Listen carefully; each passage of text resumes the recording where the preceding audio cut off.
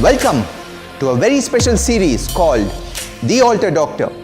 Hello everyone and welcome to this very special episode of Alterdoctor. It's my privilege and honor to be joined with a very special personality as such. He was featured in the recent edition of The Week, the national magazine, in an article by Dr. Veena Bharti and very aptly titled DMD to MD Psychiatry. A person who didn't let the disease define him and goes on to prove that all limitations and barriers exist only in the mind. It's my privilege to welcome Dr. Sarthak Kamath. Dr. Sarthak, thank you so much for joining us on Alterdoctor. It's really heartening to read about your story, and no better person to fit the description of the Alterdoctor than you today to tell us about your journey on how you have fought this disease of Duchenne Muscular Dystrophy. And today you're sitting here as an MD psychiatrist, not only becoming a doctor, but even a specialist as such, and still rendering services to the people. So Sarthak, if I could start off by asking you, how was your childhood? You know, Duchenne Muscular Dystrophy is something which is sort of commonly diagnosed in childhood. So if you could just briefly tell us, how was your childhood? What were the challenges you faced and how the diagnosis was reached as such? Yeah. So see, initially what happened is I used to fall a lot, like because I used to walk on the toes. So initially what my mother thought and the orthopedician thought was it was flat foot. So like they tried to correct that, but it worked for some time, but later it was noticed that still it kept happening. So later my mother thought that something was wrong, and day by day, year by year, slowly the symptoms crept up. So first I started like toe walking and falling very frequently. That was the initial problem, but still, even after I used to fall, I used to get up and continue on my way. And later I started having problem climbing stairs. So it was difficult for me to climb stairs like usual. So I used to kind of hold both my hands on the bar and climb that. And then one fine day, what happened is I was in 7th standard in my school. So I was just carrying my heavy bag and I came away from there, and I felt very tired. So I thought I'll sit on the chair. So once I sat on the chair, it was shocking to know that I just couldn't get up from there. So the school authorities, they called my mother, and with the help of the driver, somehow I was lifted from there. Okay, and I went back home, and it was like 6 months I was like there at home only without a school. And so the school authorities didn't let me write the 7th standard exam. Oh, okay. Because of all that. And yeah, it's mainly due to my mother. We struggled a lot. She kept searching for schools which were accessible in the ground, which were in the ground floor. But unfortunately, most of the high schools were on the top floors. But later, we met the principal, Mrs. Parvati, and her school was Acharya Shri Mahapragya High School. So she shifted the entire class to the ground floor. And but after that, 8th and 9th, somehow with the help of the security, I could go to the first floor. He used to kind of lift me and put me onto a chair, and I would sit there for the entire class. And also my mom had joined as a teacher. So during lunch break, she would come and feed me there. Like that. That's fantastic. The amount of sacrifices that mothers make for their children is what probably reaps rewards. So how did the diagnosis happen, around what time, and what were the treatments which were started for you in your childhood? So see, at around 12 years of age, I think it was around 12 or 13, I don't know, around that 10 to 13 years, sometime a biopsy was done. Okay. So the biopsy confirmed that it was Duchenne's muscular dystrophy. So if you know, at that time, RT-PCR, that was the main diagnosis. And yeah, now that too, other things like MLPA and other things have come up, as you know. So yeah, before PCR was the thing. So in that, it was diagnosed as Duchenne's muscular dystrophy. Okay. And from then on, as a child, what did you feel about the diagnosis and the fact that you probably couldn't go out to play? Did it sort of bring you down mentally, and how did you overcome that at that point of time? Yeah, see, because I feel whenever there's some turning point, there's always bound to be stress. Like, see, it can be like a disability, things like that. So initially, it was like very difficult for me. See, because first thing is being at home was kind of boring. See, because you go to work or you go to school, like you interact with your friends or you listen to the class while the teacher is doing. So I was kind of in a what do we say, in a confused state as to what I wanted to do. So I mean, at that point, I felt, why did God give me this condition and what I'm going to do in the future? But still, what I used to do is I loved looking at the map. So I enjoyed seeing the atlas. So my parents just thought I'm just wasting time looking at the atlas. But then once one of my family friends or relatives, he had come, he asked me the capital of various countries and I could answer. Okay. So then they got to know that it's a good thing. So because when I was around 7th standard at that time, so I felt that I wanted to become a pilot. Oh. See, because I felt due to some bad experiences before, I felt that if you're a pilot, you don't have the waiting times. In Like, the airport. I spent like almost 8 to 10 hours at various airports waiting for the flights. So I thought, okay, that will save time, and also I can travel to various countries.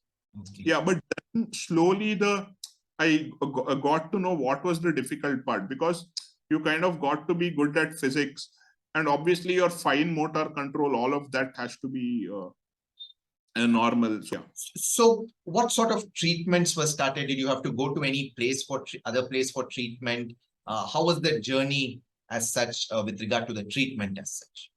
No, to tell you honestly, at that time there were not many treatments. It was just that I was given the diagnosis, and as usual, based on the history, it was said that the medical history of the illness, it was said that I'll survive only 20 years. Like, see, because obviously I understand, being a doctor, that it's always better to be kind of negative, negative than give false reassurances.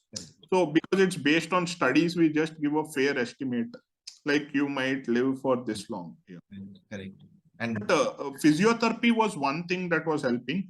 So initially, at least till at 12 or 13 years, still I was not that mature. See, like as kids, we like to run around, don't like to do physiotherapy. So like somehow I used to forcibly go to physio. But later on, once I matured, I got to know that I need to do this. So to tell you honestly, since around 16 years or so, I've been doing more or less regularly physio. so now you have just finished your 12th standard and it's time to make your career decision as such. You said initially you wanted to become a pilot, but let me tell you, even if you have not become pilot, you're soaring high in your life, both in your career and by being inspiration to thousands of people out there. How did the ambition or the desire to be a doctor come about? Doctor, okay, I'll just guide you through various phases. So the first phase is sometime during my 9th standard. So that time, like, see, I had slight, anger issues, kind of like I was managing well in life, but sometimes, like when people keep teasing you, you kind of get angry, like a normal reaction. So Dr. Subbarao Belwadi, Okay. he taught me something called visualization therapy, where I just close my eyes and kind of, it's more like, it's somewhat like a mix of a mindfulness with some other forms of meditation, kind of like that. So initially, when he came to me, he showed me the picture of a brain and spinal cord. So he likened it to a ladle. So like where the brain was the cup of the ladle and the spinal cord was like a handle. So I mean, ever since he showed me that, I kind of became fascinated with that idea.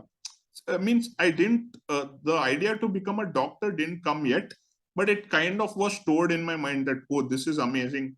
I've got to do something in this regard. Yeah. So after the influence of him was that my anger was like almost totally gone. Right. So after your ninth standard with your first contact, how did you go about to making the decision to become a doctor? Yeah. So see, first I wanted to do science. So like as usual, if you see people who want to do something unique and for the first time, obviously people oppose them saying it will be difficult. And they said maybe commerce would be easier for me. Okay. So just to make my the doubters doubts go away, I took an aptitude test just like that from by Dr. Ali Khwaja. Okay. And he told me that Dr. Ali Khwaja told me that I would do very badly at commerce and science would be a better option. So like I took science, and during my second PU, I read about Dr. David Hartman, who was the first blind psychiatrist. And see, people also told him the same thing. Why don't you do psychology or arts or commerce, something like that? But he told, no, I want to work hard and do it. And he became the first blind psychiatrist. So I wanted to be the first a person with DMD to become a psychiatrist. And this time there was more opposition when I took medical. See, because obviously medicine is not easy. And in 12th standard, you said you read about David Hartman, who became the first world's blind psychiatrist. So was that the book that convinced you that, yes, I can become a doctor? Yeah, of course it convinced me. And that time it was like I had already thought that how to become a psychiatrist as well. Oh, so even at the age of, in 12th standard itself, you decided that once I finish my MBBS, if there's something I want to do, it's probably psychiatry. Yeah, see, because psychiatry is, I felt, based on his story, that even if you are suffering from an illness, you can still give good care to others. And that is one thing where the way you talk to the patient really matters, especially in psychiatry. So you wrote the entrance exam, you secured very good marks. Even in the general merit category, you got many options, but though they were out of Bangalore, but you decided to take up an MBBS seat in MS Ramaiah. What is your memory of your first entrance into the medical college? How was it? How were you greeted by the principal? How were you greeted by your peers? What was the whole atmosphere, if you could just tell us? Yeah, so the best part about my MBBS in Ramaiah is the moment I joined, it was the white coat ceremony. Okay. And that was in the Memorial Hospital auditorium. And I was like amazed, like after PUC writing entrance and suddenly coming into such an amazing auditorium in one of the best colleges was really amazing. And yeah, obviously I met few people outside, and yeah, we just chatted for a while, just like what's your name and how are you, stuff like that. So the moment I entered, there was the white coat ceremony. It was amazing. So, I mean, it was really a great way to come into the medical field, where we all had to don the white coats. Our parents were there. And incidentally, Dr. Ali was also there, Dr. Ali Khwaja. Okay. So, like, he congratulated me there. Okay. So, in your 4.5 years of MBBS, were there any moments that stand out right now, which makes you think, that was a wonderful moment? Or do you think of some moments where you felt, oh gosh, have I made the right decision? How am I going to be able to cope up with it? Yeah, see, some of the interesting parts are, for example, when the dissection of human body was going on, whenever there was dissection of the brain, I would just ignore the rest of the body and look at the brain. Okay. So, like in my batch, there were a group of people. Actually, all of them were very close, but I wasn't that close because I always used to shift. Like, see, for example, if any teacher is dissecting brain, I get to know, I just leave everything and go and see that. Because I felt the brain is really amazing, because like such a small organ and such small parts, and they're so crucial that even like 1 millimeter of something is destroyed, it creates havoc in the body. So when you entered clinics and your clinical postings, what was the experience you had, and did you feel any fear, whether you would be able to manage it? What was the reaction from the patients when they saw you coming across and taking a history, physically examining them? So yeah, clinics, it started from second year onwards. So initially, obviously, it's a bit difficult going from first year to suddenly learning how to take a case. Yeah, but obviously, initially as a doctor, my skills were not that good, but I still seem to have inspired some people to do better. And see, initially, when I used to go to clinics, I used to feel like really tired. Okay. So, that time on advice from some doctors, I got my hemoglobin, thyroid, all of that tested. So that was normal. Then then was told that it's my condition that's causing it. And slowly I kind of got adjusted to it. Okay. And see, because of my condition, I get adjusted to things slowly. But once I get adjusted, I'm totally comfortable. Oh, that's really fantastic. And I think that's a big learning experience for everyone, that whatever might be the limitations and challenges, once we get adjusted to it, we should just look forward and move ahead with it. Yeah. And just to ask, so for going for your mobility for clinics, you used to use your chair as such. Yeah. And did you find patients reacting to you differently when you used to visit them in the chair? Did you find them wondering, what is this doctor doing to us? To tell you honestly, strangely, I never felt like that at all. I don't know. It's like, I don't know, whenever I see patients, it's like everything changes. Yeah. Like, that's the patient. Like, everything else is out of here. Just focus on patient, what distress is having. Fantastic. Although initially my history skills were not that great, but later I improved on it gradually. If I may ask you, in your pediatrics posting or in your pediatrics theory classes, when the topic of Duchenne muscular dystrophy would come about, did you ever wonder as to, should I read about it more, or no, I'm living through it, that is enough? No, I like reading. It's like, whenever muscular dystrophy, it's like, oh, it's about my illness. It's kind of interesting. See, because every time, mine is mainly a neurological condition that has a lot to deal with muscles. So even in my physiology, I loved muscle and nerve physiology. So I mean, more than it's like, oh, why are they talking about my condition? It's like, oh, it's fun. At least this is something I know. Wow. I know before joining medical, it was like that. What a positive attitude to life. Did you come across any other patients in pediatrics who were having DMD as such? Not during pediatrics posting. Yeah, there's another funny incidents there. So orthopedics was going on, okay. And two of my friends, they told me that, hey, ಅಲ್ಲಿ one muscular dystrophy case ಇದೆ ನೋಡೋಣ.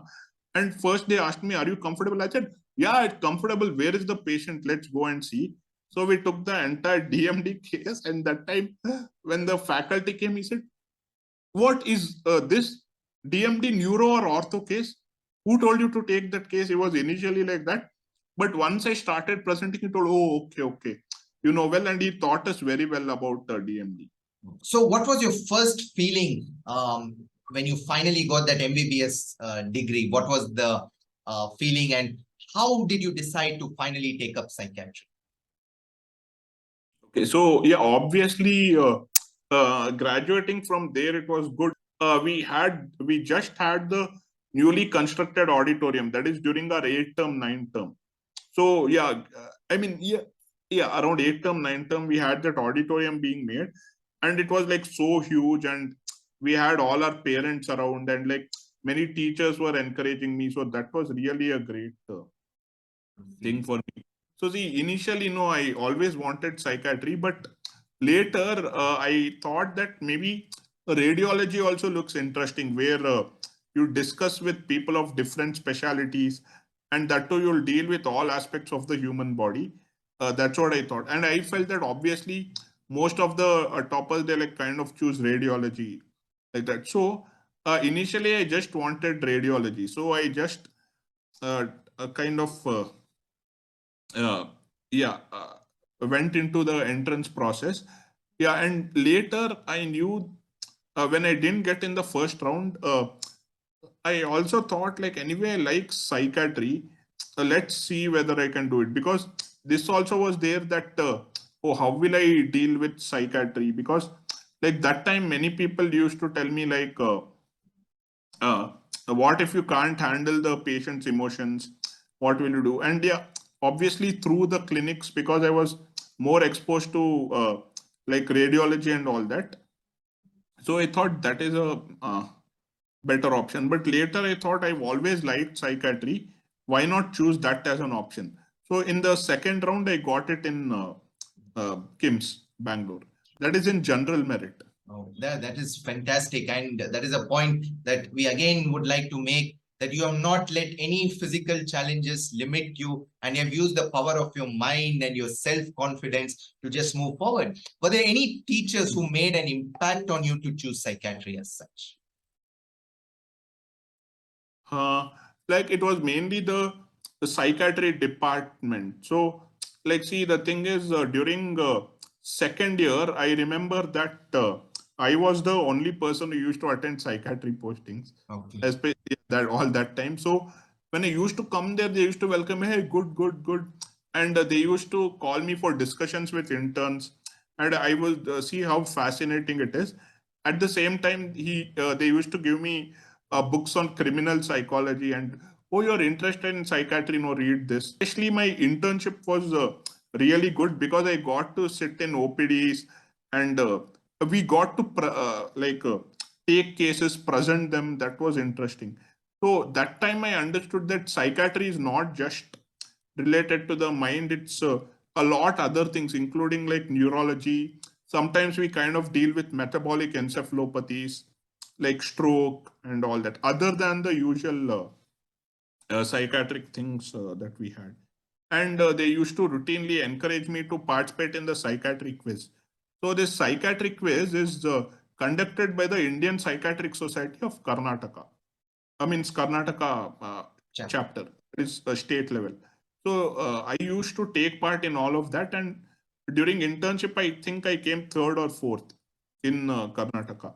And this was all due to the encouragement of the teachers. Right. So, were there any teachers or any relatives who inspired you also to sort of take up psychiatry or be fascinated with neuroscience? Yeah, so there was one notable person in them. His name is Dr. Arvind Prabhu. So he was the person who really inspired me, in the sense that during my second year, I used to call him a lot, and he used to explain a lot of concepts to me. Like from second year, third year itself, I got to know of syndromes like PSP, that is progressive supranuclear palsy, and yeah, and the way he thought was really amazing. It's like from brain to spinal cord is what can happen, and at these levels, all of this can happen. Yeah, and obviously for all our discussions, I used to read up beforehand, and I used to call him with a particular doubt. It's not like he would take classes. I would always call with a particular doubt, and he would teach more about that. Fantastic. We And all need such time, mentors in life. yeah, and every time I used to talk to him, it took at least 1 hour to end the call. Okay. Yeah, and even now it's become to such a good extent that I discuss some psychiatric cases with him, and sometimes if there's some psychiatric cases with some very complicated neuro stuff, I talk to him. And in addition to that, he's always been encouraging me to do more, that I can do much better than that. And he always, whatever my accomplishments are, he always comes and congratulates me. So, coming to the last part, you entered psychiatry. How was your PG life as such? You have already conquered one barrier. You're now setting the bar higher and higher for other people to follow and inspire them as such. Any memorable experience during post-graduation period when you're dealing with a lot of emotions amongst the people that you're seeing, where psychiatry essentially is to an extent dealing with the varied emotions that people present to you with? How did you cope with this, and what were your experiences? And like, see, surprisingly, I felt that I was never too emotionally attached. See, obviously, here is when during psychiatry we are always taught about sympathy and empathy. So sympathy is like most of my experience is based on sympathy, like yo papa, what will you do? So I feel sympathy is useless. What is the use of feeling sorry for a person?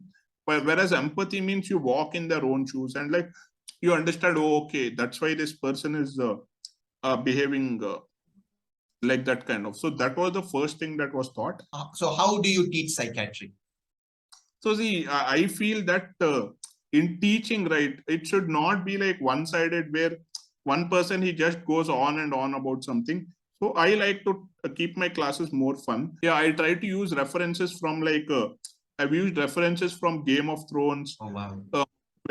Stuff like that to help them. So if you could tell us what was the reference that you used from Game of Thrones? Yeah, so you remember the person called Hodor, right? Correct. So initially he had a seizure and he used to say the word hold the door, hold the door, hold the door, which became Hodor. Okay, so we have a phenomenon in psychiatry called perseveration. So perseveration means persisting in something beyond the point of relevance. So see, perseveration means if you ask me my name, I'll tell Sarthak. Then where are you from? I'll tell Sarthak. So like first time it's relevant, but next time you keep telling irrelevant. So see, for example, you ask him, he says he's Hodor. So for everything, he keeps saying Hodor. And this is very common in people with epilepsy or any organic brain things like dementia, stroke and all. So that's how I show them like this is perseveration and seizure led to that. That is one of the things that is there. Moving aside from the serious topic as such, I see a Linkin Park poster in the background as such. What are your hobbies? Do you play any music? Do you have any favorite genre of music? What are your hobbies? Yeah. Thank you for asking. So rather than I play instruments, I have to say I used to play instruments. So I used to play the keyboard actually. So the keyboard and the teachers were like very good. And in fact, I used to play for concerts as well. Oh. So the last I remember playing for a concert is third year of MBBS, after which the studies and taking care of my health got the priority. But still I would practice at home till around final year MBBS. Since my childhood, I'm used to listening to Linkin Park and all of this. So I have an inclination towards a rock or metal that you call it as. But at the same time, I enjoy various genres. Like I've tried everything from classical to what they call as death metal, the one where they literally scream. Yeah. I mean, I do have some favorite songs in everything, but I try to go more towards rock. Can you tell us what your favorite song is? Or favorite songs? Okay, like see, Linkin Park, so some of the songs were kind of good. Like one is Numb and In the End. So those are the most iconic songs of Linkin Park. That is good. And there's one more thing called Easier to Run. So they say it's, I think the lyrics go like, it's easier to run away from this pain than stay here all alone. So although he was talking about his mental anguish, I also used to kind of get pain at times, some hurdles physically, I meant. So that is one song that actually inspired me. Do you ever worry about your health, or do you ever worry about the future? I mean, at times it's like the muscles have degenerated, what to do. But the moment anything psychiatric comes, a case comes, or I talk to somebody, it's fine. And see, more or less, I always keep myself occupied, either watching this or that. Yeah. But obviously, at times it does come up that, oh, like before I could do this much, now the quality of life is reduced. But somehow I'm able to cope with that, because I feel it's better to just keep doing something than wasting time thinking about that. But obviously, you have to think at times about that, because you need to know where exactly it's weakening, right? For example, if my spine is weakening, okay, I need to focus on my spine that way. Yeah, but sometimes when it becomes like very painful, sometimes it becomes very hard for me to manage. But yeah, maybe 1 or 2 days sometimes. But other than that, I feel I'm doing pretty well. Fair, And I'm receiving a lot of support from my working environment, my family, and also I have a helper who helps me daily. fantastic. So, So, in what has come out through this entire conversation is the positive mindset and the normalcy that is there, which is a big learning lesson for all of us. That, however big the problem may be, if we are passionate towards our work and our duty, we will continue to make a difference as such. It's really fantastic and really, really heartwarming as such. To conclude this interview, I think I will leave the last word to you. What would be that one message you would like to give MBBS students and doctors and even the general public who are watching this about life as such? okay, so what I've got to know based on my own experience, based on my patients and also other experience is that nobody has life all sorted out, and it's not like life is a straight line. It always has its what do you call it? Always has its curves, and yeah, sometimes you feel so low, but at the same time, if you instead of giving up, if you like take a step back, look at what went wrong, then again go through life, I think you'll do well. And it's important that you never compare yourself to others. See, if you like for example, the one notorious thing in this comparison is Instagram. So you look, oh, that person is very happy, oh, that person is going out to a party, this person is going out every day, what about me? So I feel that, see, obviously Instagram, it's like whenever people are really happy, they put their happy parts in that. So instead of like comparing, you should compare yourself. Like, for example, where I was before I got a school to where I am now. So, yeah, so that's what I would like to end with. Yeah. Right. Thank you so much, Dr. Sarthak. It was just a really heartwarming conversation having with you. And I really hope that people who watch this interview would really get inspired not to ever get bogged down by difficulties and show the same courage and positive attitude that you have shown and move on and achieve greater heights. On behalf of Alterdoctors and everyone, thank you so much. And we look forward to seeing more of your accomplishments. And we always pray that your health, that you always remain healthy and keep on carrying on, inspiring all of us. Thank you so much. Yeah, thank you.